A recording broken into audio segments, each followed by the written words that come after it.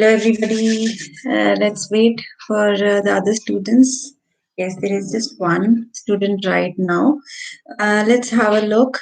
Okay, two.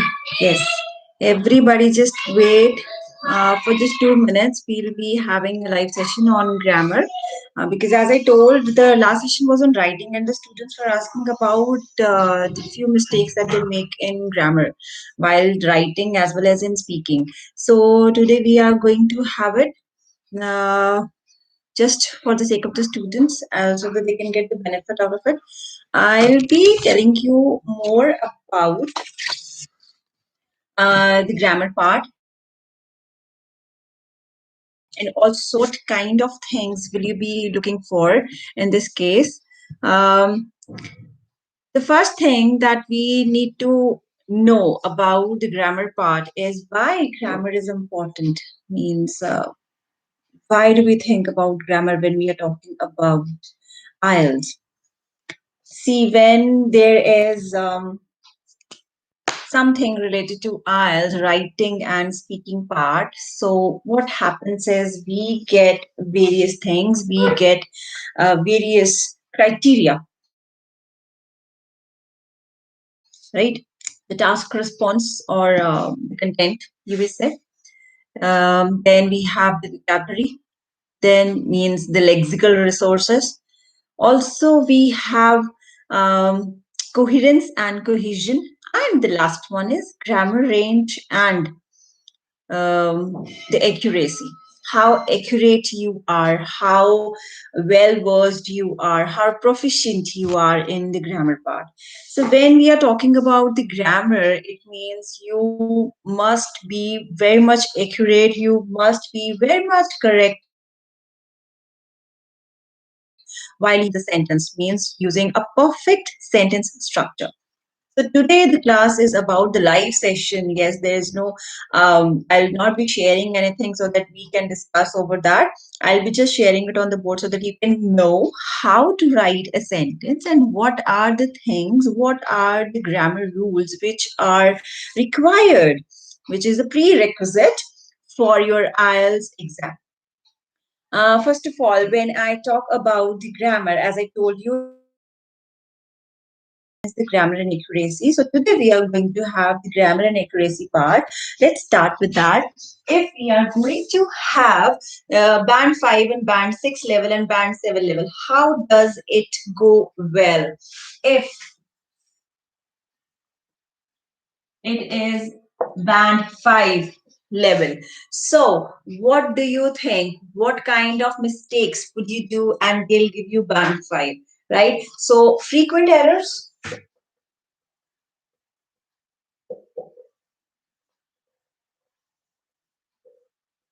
and also the examiner will not be able to understand what you have written, right? This is band problem in the punctuation part. This is the first thing. Then band 6. I'll quickly go through this because we have so many things. We have to do the countable, uncountable number of words, complex structure. We have gerunds, we have contractions. There's so many things today. So band 6, where we'll be talking about how the examiner goes to from band 5 to band 6. How does it mark? When you have made frequent errors, then it will be band 5 and the examiner is not able to understand what you have written. When it is band 6 level, then the examiner, you have clearly made mistakes and the examiner is able to comprehend what you have written, means he is not actually thinking of the complex structure, means he is actually not talking about the sentence structure, but he's able to comprehend what you have written. He can understand what is the basic idea behind it. Then band 7, when you are talking about the band 7, now this is quite difficult for the basic students. For yes, those who are already getting band 6, they want band 7 because they are the candidates, right? For that, what you need to do for 7, it means you are majorly not making mistakes. And these are error-free sentences, and also you are doing very well, and the exact means there are not much mistakes in that. So moving next, the first thing which you need to consider counted. The first thing is the number one that you need to keep in mind when we're talking about the writing part. The students do ask me whether this word will be counted or not, right? So in reading and listening also this thing matters, and this comes under the grammar part. That is, I'm telling you, the first thing is date, number, percentage. You do, how will you present it in date, number and percentage? Suppose I have written 30,000, this will be counted as one word or one number. Okay, then if we are talking about the date, that is 9:30 a.m., again one word, right? And if you are talking about any date, it means 12th June 2000, one word. These are not counted as two numbers in reading and listening, right? Just make sure. After that, moving next, if the question, if you have written 12th July, now what is this? This is one word and one number. So when you have this in the listening part, and they talk about the date of birth or anything related to date, and if you have written like this, if it is mentioned above, it means you cannot write like this. Okay, so you have to write in words only. And if they have written slash a number, then you can mention like this. So make sure when you're writing a date in your listening part, in your reading part, reading is that is the same thing, but they also mention the same thing in the reading also. So just check before writing. Then coming to the symbols. If you're writing about the symbols, that is percentage. If I have written 55%, 90%, now this is counted as 1. Okay, but if I've written 55%, now this is one number and a word.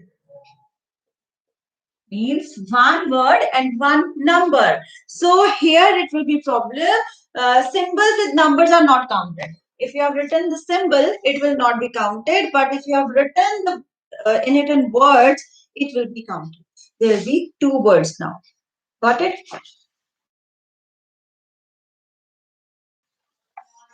If I talk about the small words, these words are definitely asked by each and every student to me. They say a and means the articles, the the small words, right?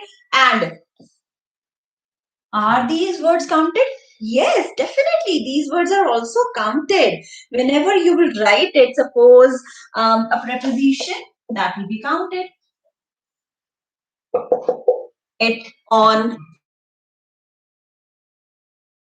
and just make sure each and every word is counted, and hyphenated words are also counted. Do you know what are hyphenated words? Hyphenated words are where you talk about um, multitasking. These are hyphenated words, so this will be counted as one. This will not be counted as two words, right? And in the same thing, up to date, this will be counted as one.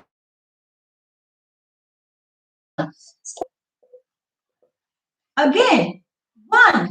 These are not four words. This is just one word. So make sure when you're about to write something related to hyphenated. Coming back to this one, I just forgot this. D means the. If it is to be counted or not. Yes, I give you a very short example here. The man walked with an umbrella into the shop, in the shop for the books. Suppose now one, two, three. Will it be counted as one or will it be counted as three? Obviously, one, two, three, four, five, six, seven, eight, nine. These are nine words, and in this way, you will. You have already written nine words in your writing part where they will count it as a repetition. Obviously, this is a repetition and this is a definite article, and you cannot skip it. So this will be counted as nine words also, and in that case you are going under limit and you will always be recommended to write 250 words in your task 1 and 250 to 290 words in task 2. We, the trainers, always recommend the students to write like this. We advise them to write like this. Why? So just because they can do it and they can write over the limit which is given to us, and then you can go ahead with this. Hi Anish, yes, do you have anything to ask? I am going towards the next level of grammar. This one was related to number of words being counted in reading, listening, as well as in writing. How many tenses require for IELTS? I'm coming to that. Yes, definitely, because that is the major thing that everybody has to know it. Okay, let's go ahead. I hope you are clear with this. Next thing is brackets. How could I forget this? 15% students. So this is counted. Most of the students, suppose, and here I wrote 18% students. So will it be counted or not? Anybody? Will it be counted? Those who are live here, I want to know whether this bracket will be counted as a word or not. Dhruv, Anish, those who are live here, if you can comment and let me know whether these words are counted. Let's see who knows that. Yes, okay. Anish say, what about Dhruv? Dhruv, what do you say? Whether these are counted or not? Yes, the contractions. Contractions are not allowed. Definitely. So better it is to be written it's. Otherwise, it's, if it is written there, it's, so it will be counted as one, it will not be counted as two. Yes, counted. Very good, very good, very nice. So Priya, you are saying no, ma'am, will not be counted. It will be counted here. You cannot write anything in brackets unless and until you are sure about it. Secondly, when you are giving an example where the percentage has to be mentioned, then if you have put it in brackets, if you have given it in parentheses, then definitely this will be counted as a word. And yes, your digits, your number of words will be counted according to that. Got it? Contractions I've already told. This is not to be done. This is to be done, and it will be counted as two words. Moving ahead. So counted and uncountable, right? Now moving next. I am coming to the tenses which he was asking about. Dhruv was asking about. How many tenses should we do? Very easy. Present, past, future. So do I have to learn all the tenses in grammar? Means if I have to sit for IELTS exam, do I need to learn each and everything related to it? No, not at all. If you go, see, if you come to me for IELTS, so I will not prefer anybody to learn all the tenses and each and everything and puke out in your IELTS exam. No, not at all. In present tense, you need to learn simple present tense, then present continuous tense, then present passive. That's it. Okay. In We'll go with simple past. Finished. In future, not required unless and until it will be just simple. If in case your question of my experience, I would say. Also, we have present perfect, which is very important. Now, the examiner always looks for what kind of tenses that you have written. The first thing he'll check whether you have written it in passive, which is very much recommended. Present perfect. Of course, this gives an edge to your writing task when you're going to write an essay, a formal letter. If you have not written this, when to use the specific tense, I'm coming on that. I'm just coming on that. Now, coming to the present tense, first of all, where to use it? In case of simple present tense, this is used in writing task 2 and the body paragraphs majorly, right?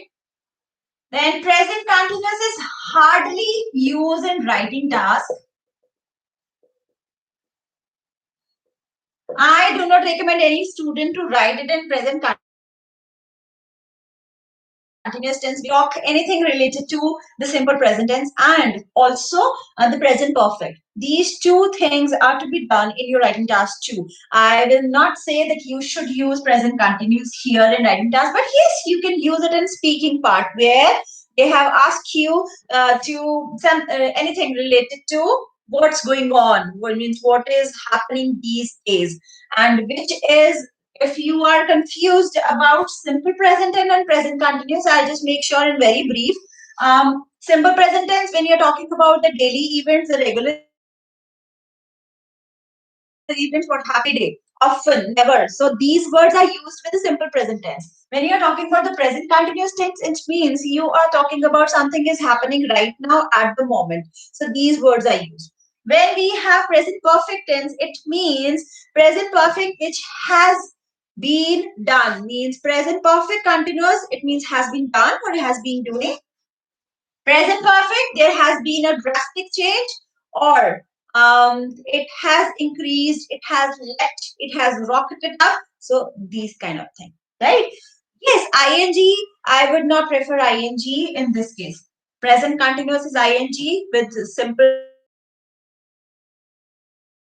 with not to use this in your writing. Instead, you can use it in your speaking part. Now, if you're talking about present passive, this is used in academic task, writing task 1, where the picture chart is given. Also, you can use the present passive tense when you are talking about the body paragraphs or in the intro part. It's very nice if you start your introduction with the perfect tense. Is about writing task 2 where you can use these. One more thing. No, you cannot use only one tense and you can just write the full essay. Not at all, Dhruv. Why so? Because the sentence structure will remain the same. It will be monotonous and the examiner will find it boring, stagnant, uniform. So he will not give you that. Okay. Now, coming to one more thing which you can add in your writing, that will be modals. These are called modal verbs. Might, then need to, have to, must, should. So, whether I need to learn all these or I can skip anything in between, you can for sure. There are just 2 or 3 modals which you can use in your writing task, and the first and should. Could can also be used if there is a possibility. Otherwise, there's no need. And if you are making a request to somebody, that is in speaking part, right? Otherwise, and if you could able to do something in the past tense, then it will be good. Otherwise, there's no need. Would is also there. That is a probability, but it is not done in the writing part, it is done in the speaking part. And then coming to the writing part, you will just have to, must, and should. Have to is used when instructions, or I am giving instruction to myself that I have to complete this task anyhow, by all means, by hook or by crook. Government has to take steps, has to take initiative, stringent efforts, or they have to, government have to impose certain or stringent laws and rules and regulations and norms, something like that. Then must, when I am giving the suggestion to the person and this is not a proper obligation or a duty to complete it. Parents must keep an eye, must keep a check on the children, right? Parents must check, must keep an eye on the peers. Means what kind of friend circle do the children have? This kind of thing. I am just giving a suggestion that the parents, government, it has the duty. Government has the duty to complete it. So government should do this. What should the government do? The government should complete this, or government should ban it, or government should impose something, impose a fine, something related to that. So these are the modals which are used when you are giving the suggestions, solutions, and these are basically given in your conclusion part or the body paragraph where the descriptive type is given and they have asked anything related to the solutions or the suggestions. There you can talk about it. Now, this was about the tenses, present tense and the modals. Coming to the past tense. Past tense use writing task unless and until there is just one sentence if you want to mention something related to the past tense. Otherwise, there's no need to use anything.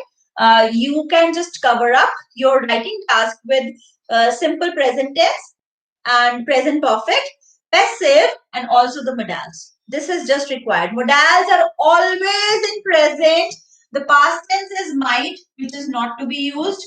I have just told you have to, must, and should.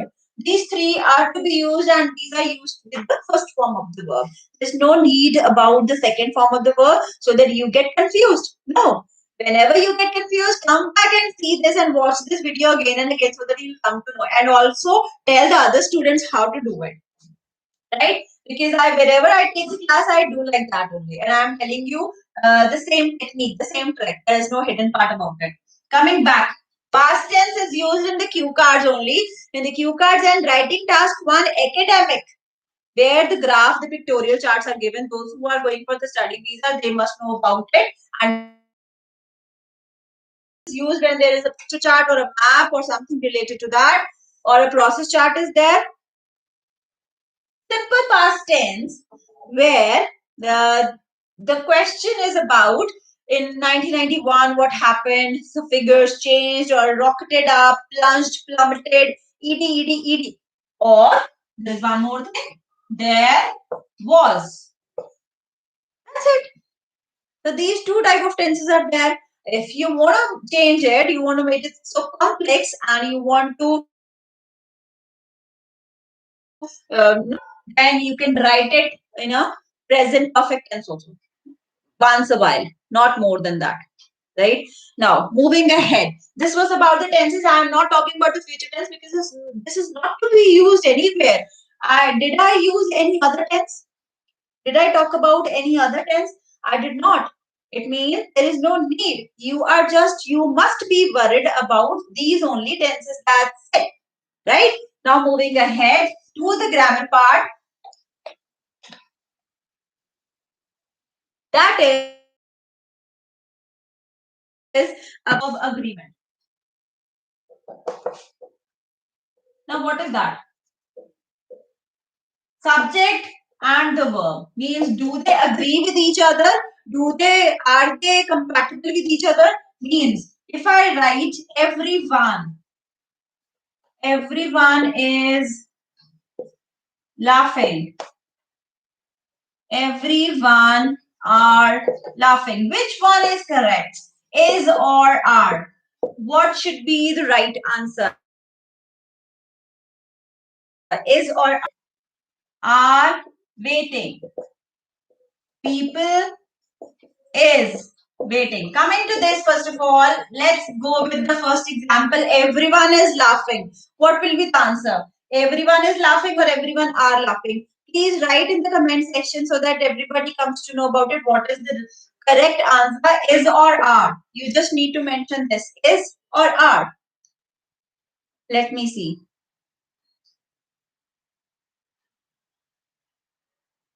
Okay, anybody?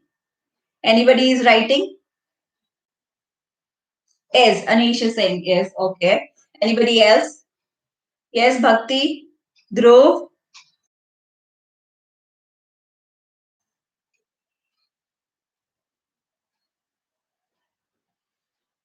No answer from your side. Okay, okay. Everyone is laughing is correct because, okay, Prithvi, you are saying one. Yes, this is one. The first one is correct. The second one is wrong. Are laughing is wrong. You can just write is laughing. Why so? Because everyone, there is one. Out of every, there is just one. Everyone, single person, individuals. So they are counted as one. So that is why you will write the singular form. This is the subject, this is the verb. If they do not match with each other, so you will get a cross over the sentence. It means you have written it incorrectly. The grammar is wrong. Everyone are laughing. That is particularly perfectly incorrect. Right? People are waiting or people is waiting. What is the answer? People are waiting or people is waiting? People are.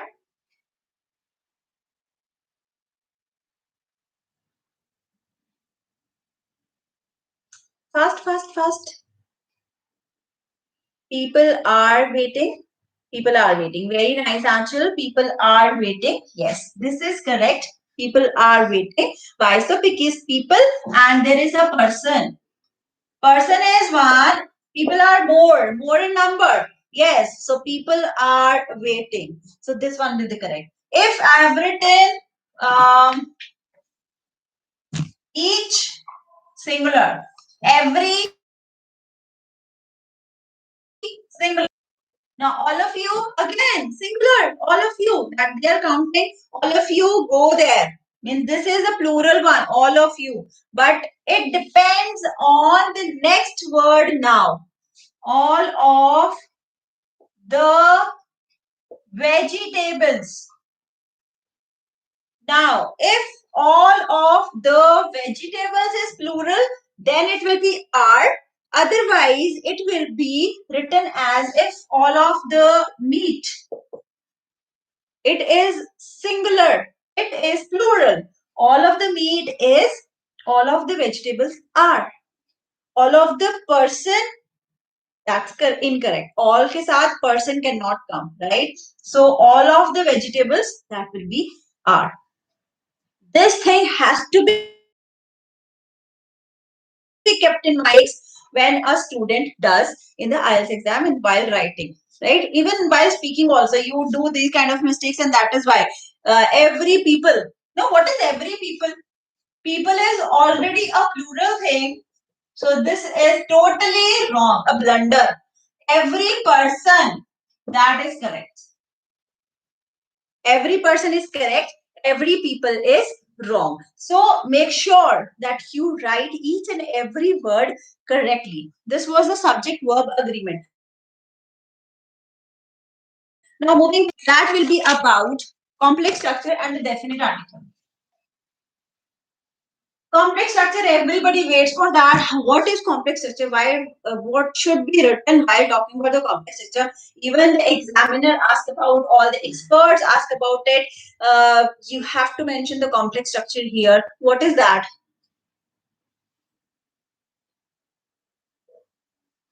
When two sentences are joined, that becomes complex. Means compound and complex. So how to do it? There are noun clauses, there are subordinate clauses. There's so anything at deep while going to learn about the complex structure.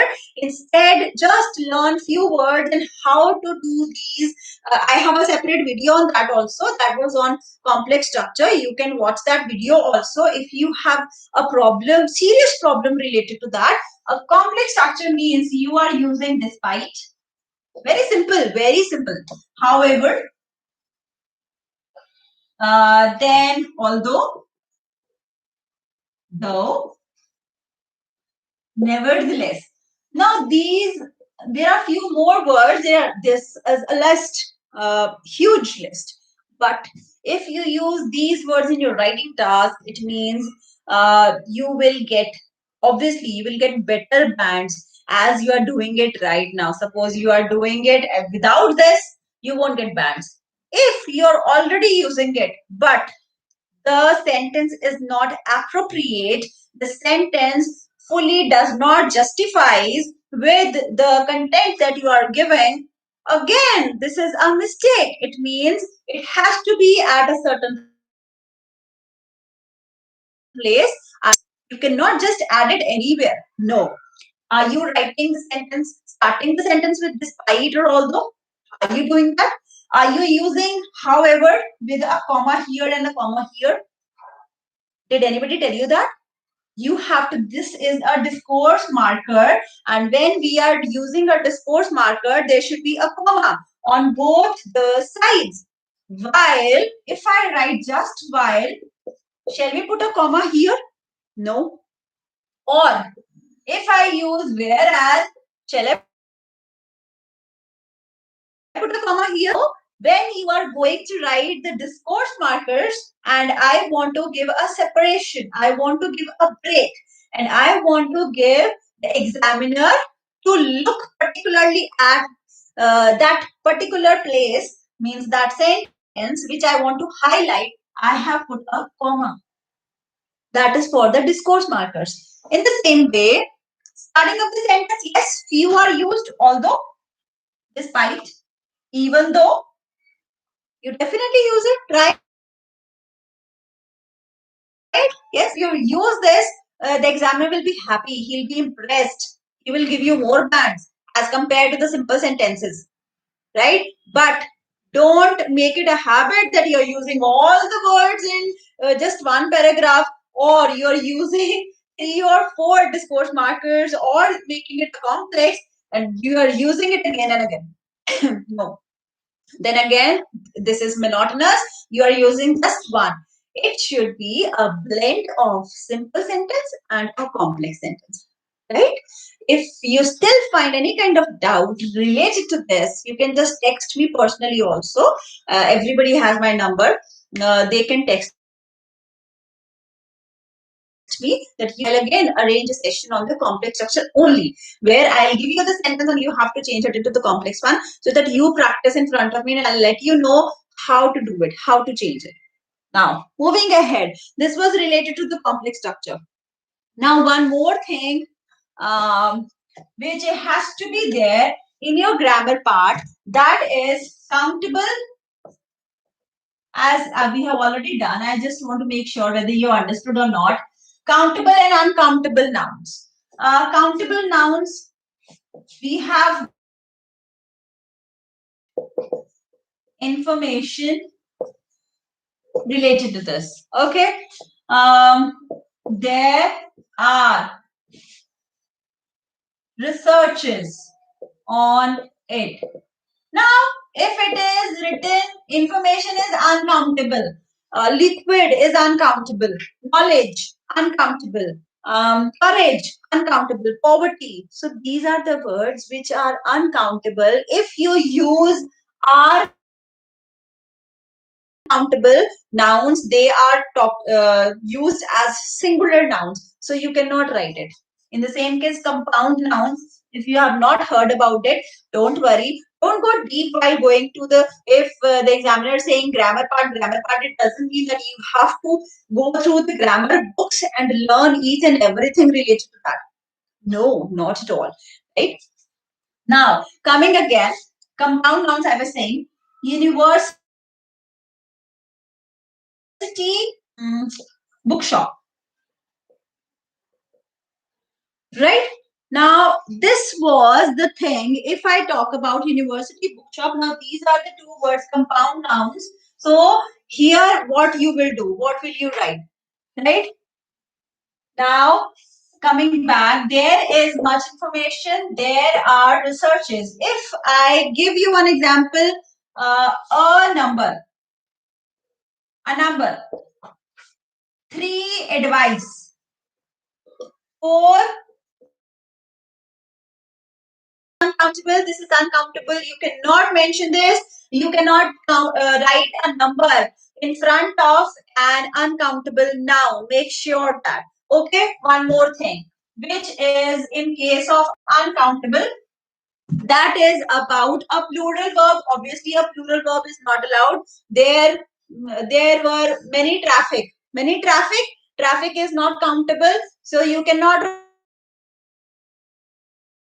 write traffic. Got it? Then next is a few, a couple, a little. Make sure that you are writing a few. If you are writing a few research, that is wrong. A few, a little, a couple, it means that is a countable word. You can count that. But if you have written an uncountable noun before, after this, so it is wrong. Okay? You cannot use those. Also, if I'm saying a happiness, that is wrong. Right? A happiness, I'm looking for a happiness. Again, wrong. You cannot use an adjective and you are using this. Okay? You cannot write any plural or any singular an or a in front of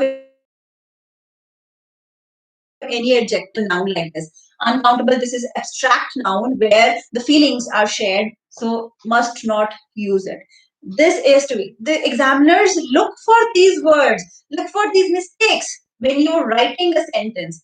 And if you are, these are petty things according to you, according to a layman, according to the person who doesn't know even about the grammar part. This was that to be deducted, the marks to be lost just because of this? Yes, this has to be because this is a big mistake. Less bands. If you want to go for 8, if you are looking for 7, 7.5, why don't you jump from 7 to 7.5 very easily? Just because of these issues, right? Because these are the things which matter a lot according to the examiner, and he doesn't give you marks because you have written words like this, which are not appropriate. You have just crammed it, you have mugged up, and now you are vomiting it there. Okay, so don't do it. Now, moving ahead. What is the thing? I told you, however, for example, put a comma, right? Because you are giving a break.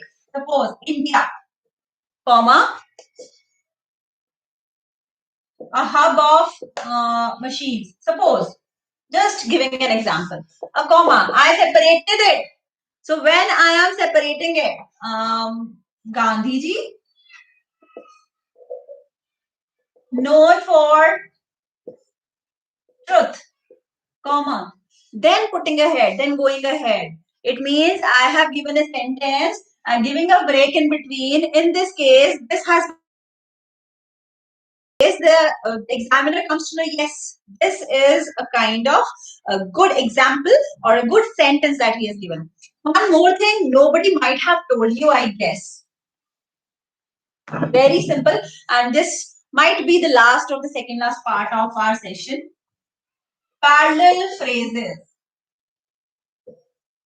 What are parallel phrases? Have you heard about it in Ielts, in the grammar part? Have you ever heard about this in any of the sessions? If you have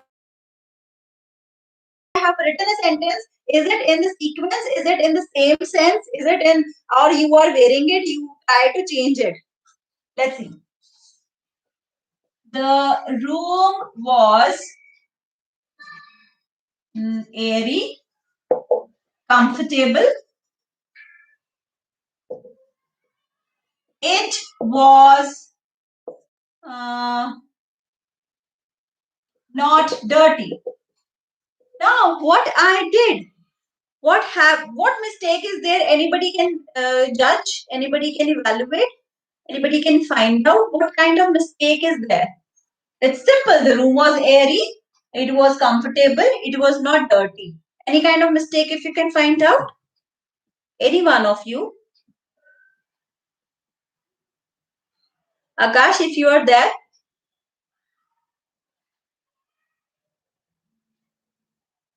No? Okay, let's find out. The room was airy and comfortable. These two are positive adjectives. The room was airy and comfortable. But the next line is about the negative adjective, not dirty. So these are not parallel phrases. Okay, these are about the contradicting each other. Not contradicting. It means they are same. Not dirty means clean. So why don't you write clean?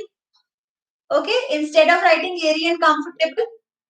Okay, so the room was airy and comfortable.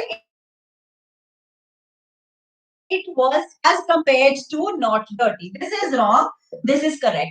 These are called parallel phrases. I'm giving you one more example. The next example is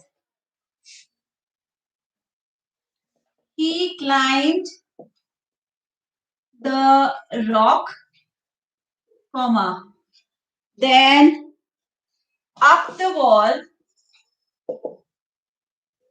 moved ahead. Suppose. Now, if you have used the phrasal verb here, up the wall, here you have to use the phrasal verb again. A sentence, phrasal verb, and then. This is not grammatically incorrect otherwise. But only one thing, that is the examiner is looking for the higher level of grammar.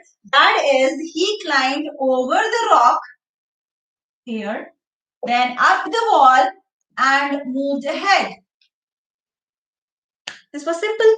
So in this case, I have used here also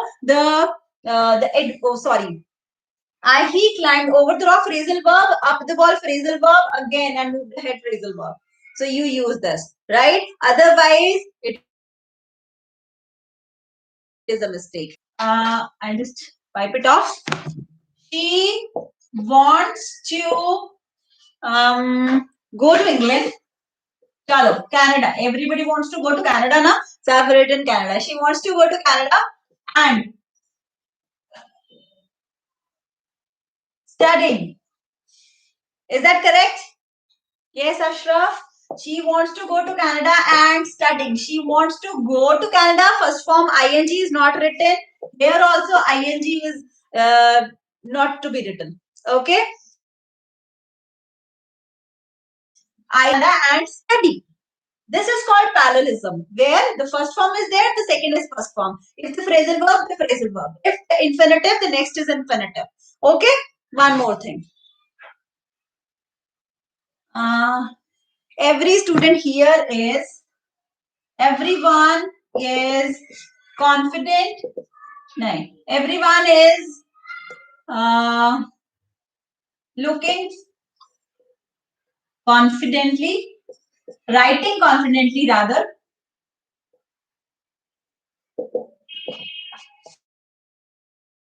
Confidently. And effective, again wrong.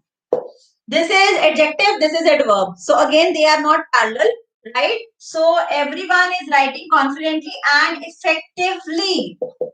It means this is adverb. This was adverb, this was adverb. Ly, ly.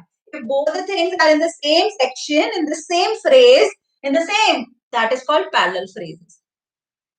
She wants to go to Canada for study. After for, we will write ing for studying. For higher study, that can be correct. For study, that is wrong.